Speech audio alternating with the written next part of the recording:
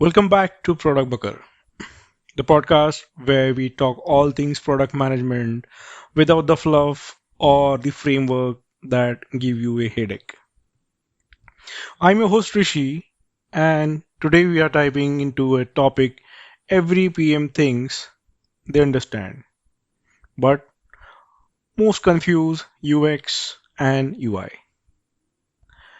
Now, if you ever sat in the meeting room where someone said the UX looked bad, but they were actually pointing at the color choices. Yeah, you know what I mean. The truth is, UX is not UI. They're connected, but they are not the same thing.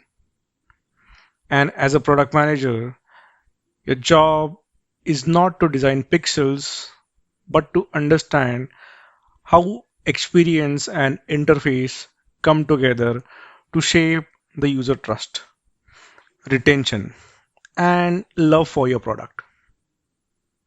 Because here's the reality. Your roadmap doesn't matter if your product feels clunky.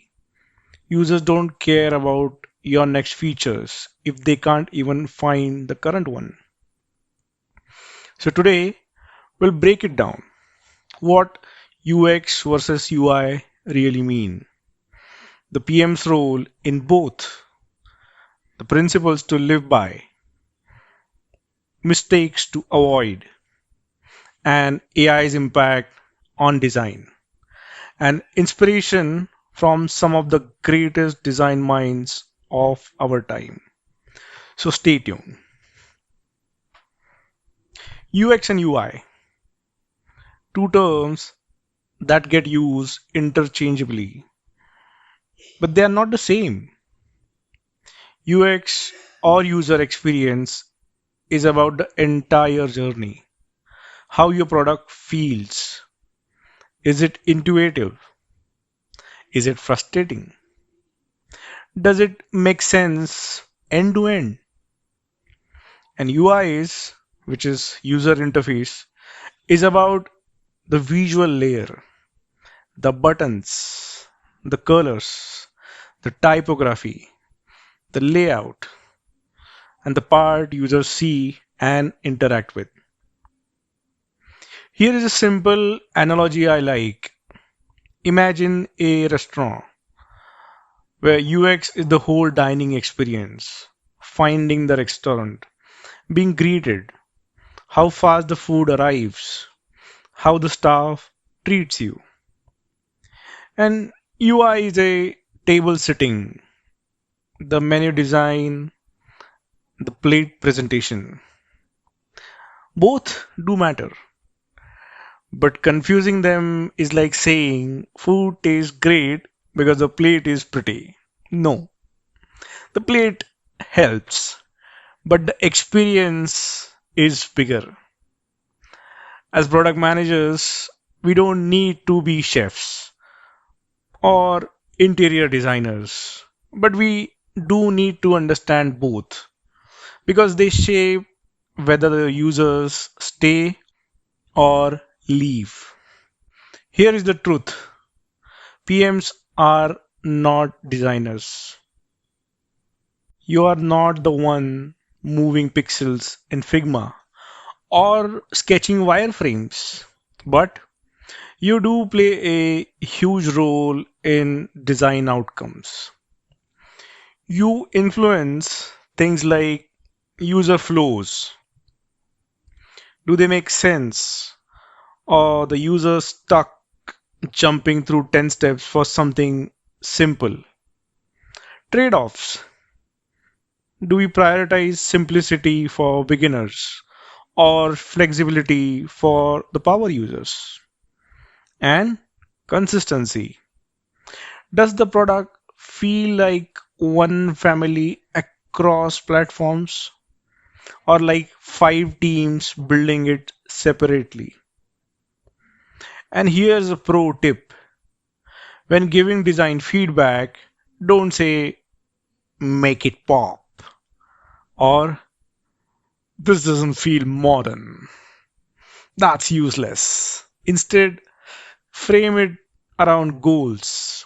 The user should immediately know what action to take next. Also, avoid hippo design, the highest paid person's opinion. Just because a VP likes blue buttons doesn't mean that it's a right call. Anchor design in user outcomes, not the personal taste. You don't need to be a designer, but you should know the principles of good design. And I'd like to list down few fundamental principles. Usability. Can a new user figure out it without a manual? Accessibility. Can someone with low vision, color blindness, or a slow device still use it? Accessibility isn't optional, it's inclusion. Inclusion of your users. Consistency. Similar actions should look and behave the same. Don't make users relearn basics on every screen. Feedback. The system should always tell users what's happening. Think of a loading spinner or a confirmation check mark. Silence is always confusion. Next is performance. A slow app is a bad UX. So speed is design. Micro interactions. Tiny details that delight, like pull to refresh animation on mobile or a subtle haptic tap when something completes. As product managers, keep these things in mind because if you ignore them, users won't care about your new features. They'll just churn. And here are the mistakes I see product managers repeat all the time. Not necessarily it happens with you, but this is the pattern which I have observed. Overloading users with options. The dreaded settings page with 50 toggles. Prioritizing aesthetics over usability. Pretty but unusable. Ignoring mobile first. Designing for desktop in a mobile world. Imagine what chaos it would cause for people who are not on desktop. Another is copy pasting competitors without context of why they made those choices. That's a no no for me. Treating design as the last step instead of a core part of a product discovery. So that will just be an expensive thing at the end of building a product. If you recognize yourself in one of these, don't worry. The first step is catching it. Now, I'd like to move to the next section where I'd like to share examples of some great UX and UI. So let's look at some products that have nailed it. Airbnb. From the homepage search box to reviews and booking flow, everything reduces friction and builds trust. You don't think about it, it just works. That's a good UX. Notion, my personal favorite. A powerful, flexible, but still welcoming. New users get guided onboarding, while advanced users can dive into databases and automations.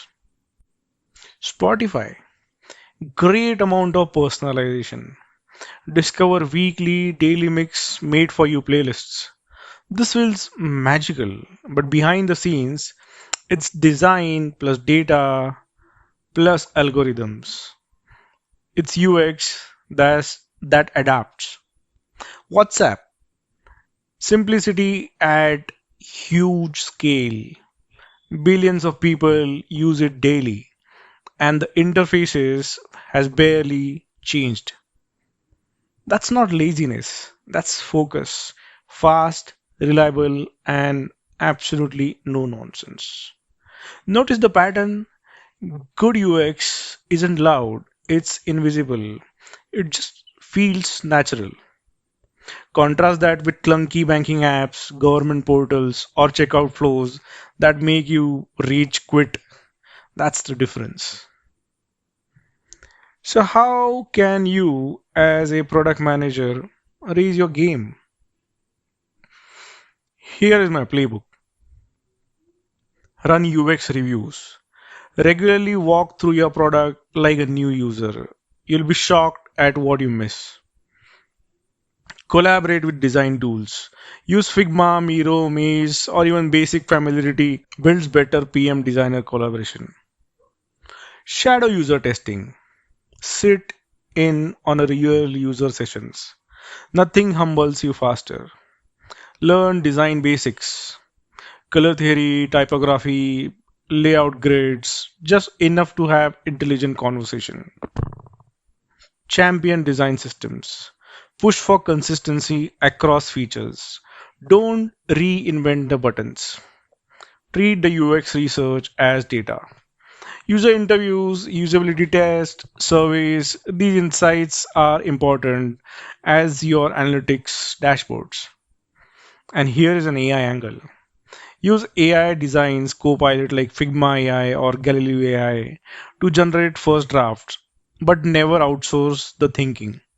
Use AI to cluster and analyze the feedback from thousands of user interviews. It helps spots the pattern faster. But remember, AI can accelerate design tasks. It cannot replace empathy. It cannot replace your intuition about what makes sense for humans.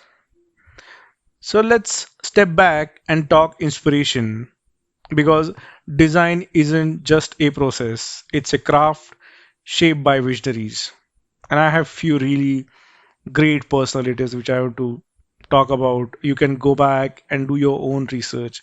Sometimes it takes months or year just to get to the details of these personalities.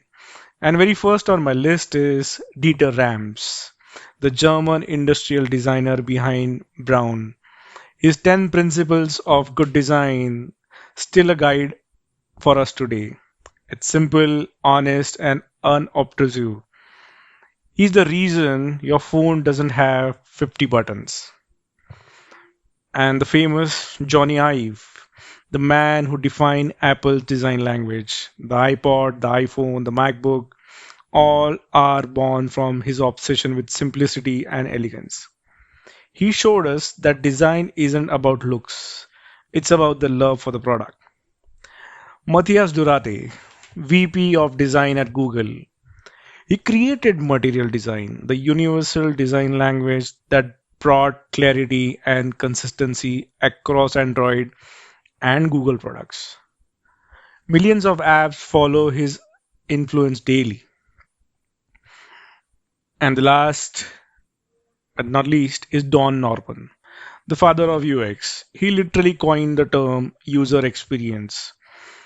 His book, The Design of Everyday Things, should be a required reading for every product manager. His philosophy is design is not how it looks, but how it works. These legends remind us design is not a decoration, design is the soul of the product. So here's the key takeaway: UX and UI aren't nice to have, they are the product. As product managers, we are not pushing pixels, but we are responsible for whether our products feel intuitive, inclusive, and trustworthy. Because features might get you installs, but UX keeps the user coming back. So don't settle for usable, push for delightful. Be the product manager who champions user centric designs, who partners deeply with design teams, and who asks, does this feel right for the user? If this episode gave you new perspective, share with your designer, your product manager team, maybe in even your leadership. And I'd like to hear from you what's the best or worst UX you have experienced recently. Drop me a note on LinkedIn. And this is Product Bakar. I'm Rishi. Until next time, build bold, build safe, and keep that fire alive. Thank you.